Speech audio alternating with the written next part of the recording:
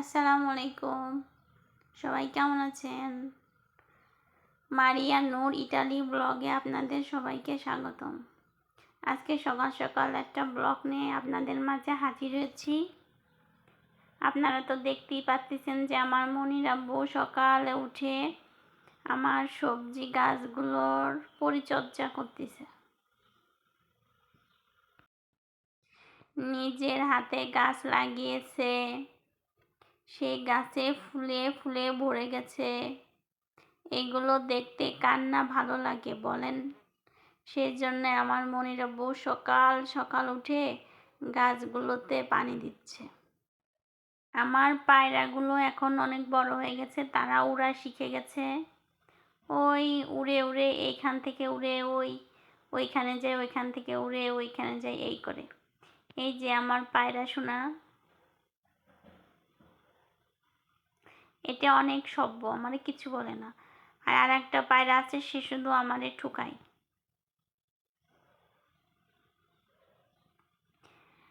একটু পরে আমি রান্না করতে যাব। আজ রান্না করব সবজি।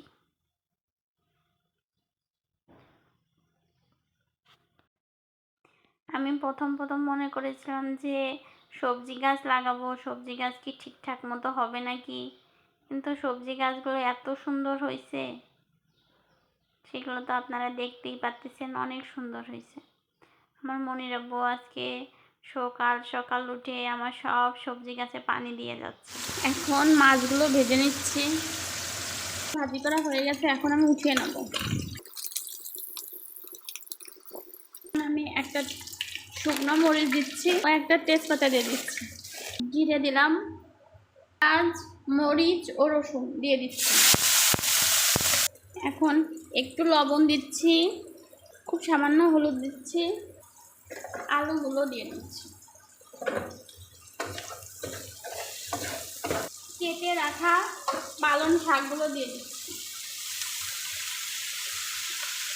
গতকালকে আমরা নেপালে গিয়েছিলাম, সেইখান থেকে এই সবজিগুলো আনছি।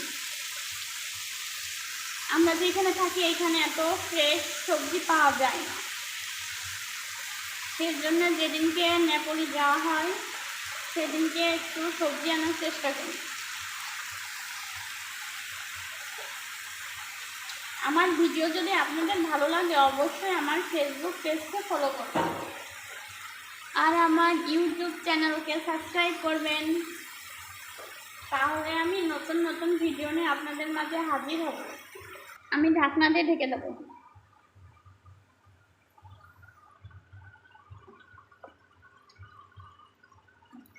এখন ভেজে রাখা মাছগুলো দিয়ে দেবো।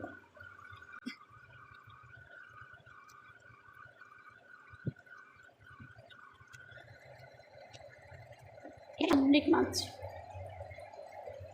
স্বাদ গন্ধ অনেকটা ইলিশ মাছের মতো। এই মাছটা ইটালিতে যে সব বাঙালি থাকে তারা খুব বেশি খায়।